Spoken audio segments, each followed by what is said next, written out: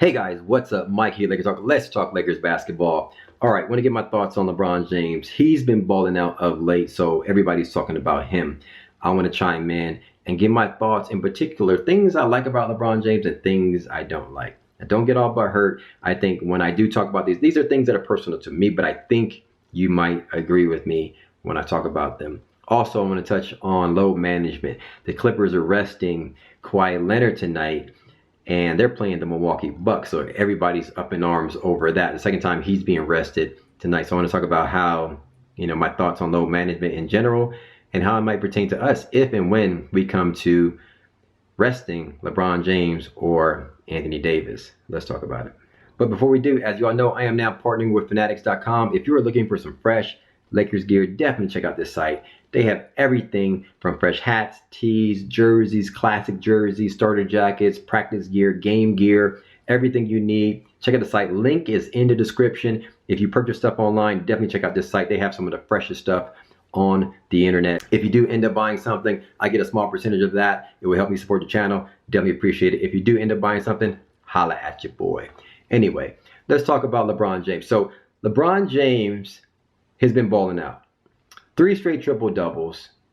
The Lakers posted that this is the first time any Lakers player have done this in 32 years.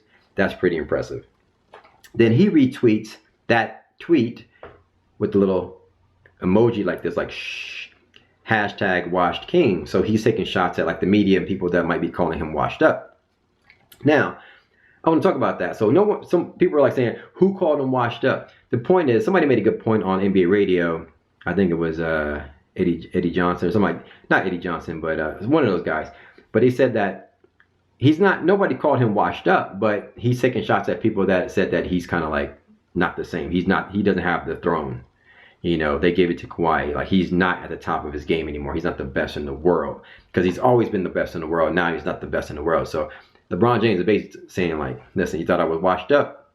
Watch me now. The main thing that LeBron James is doing from last year is he's playing defense. He's playing defense, and he's more engaged from beginning to end all the time. He's not taking any breaks, any time off. And I'll go as far as saying this. This is night and day from last year. LeBron James did not start the season like this. And so the criticism was warranted. I'll be the first to say I criticize LeBron James. And I'm not afraid to criticize anybody. I'm not even trying to hide behind that.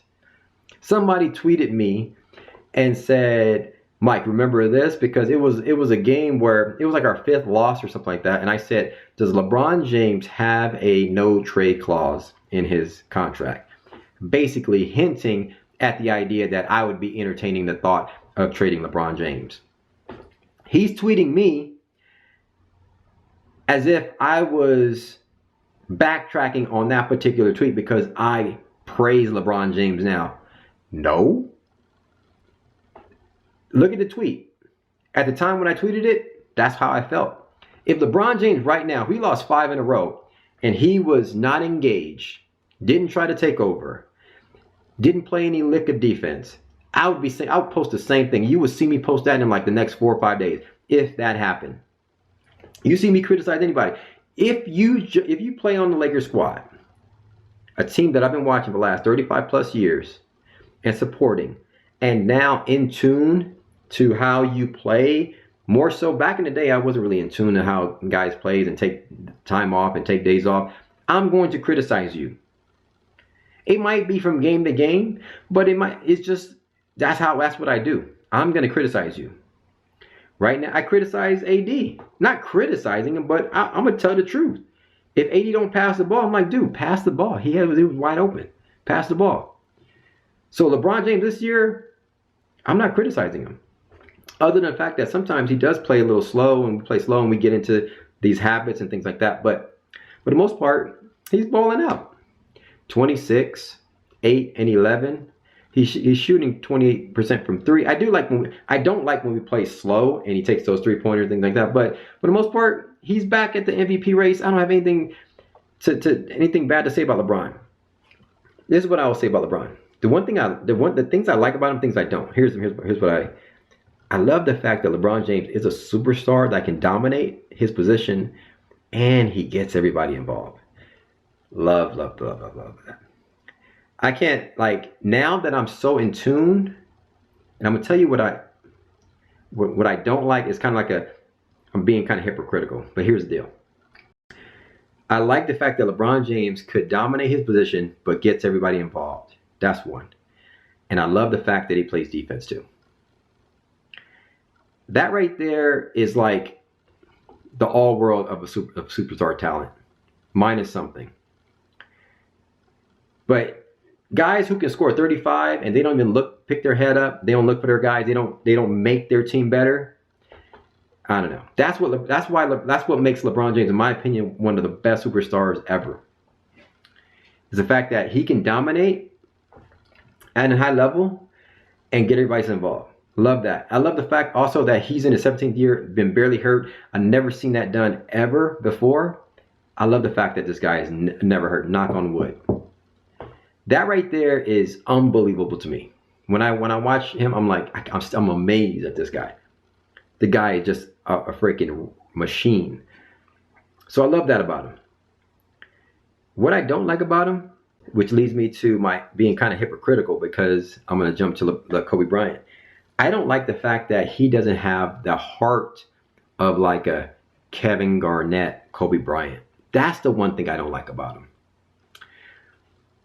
When we play Kawhi Leonard, he needs to go head up. He needs to go head up. That's what I feel. Do I think he will do it? No. I don't think LeBron James will ever be that aggressive. He's not going to be Kevin Garnett. Kevin Garnett. Kevin Garnett is one of the, and Kobe Bryant, like, mindsets, is one of the best mindsets in the world. Just like Ray Lewis. That's why I love Ray Lewis as a football player. I mean, like, you cannot, for somebody like me who is passionate about my team, passionate about winning, if you bring that heart, that grit, that kill mentality, I mean, goodness, great. If he had that, it'd be over. The fact that he doesn't have it, that's the one thing I don't like about him. That's my one knock on him. And but that's it. That's my one knock. But that leads me to why I like Kobe Bryant. But then you say Kobe Bryant, somebody could say, Mike, you're being hypocritical because Kobe Bryant doesn't pass the ball like LeBron James. I know. But the way he killed, the way he scored, the way he was relentless at just trying to win at all cost, that was like love right there.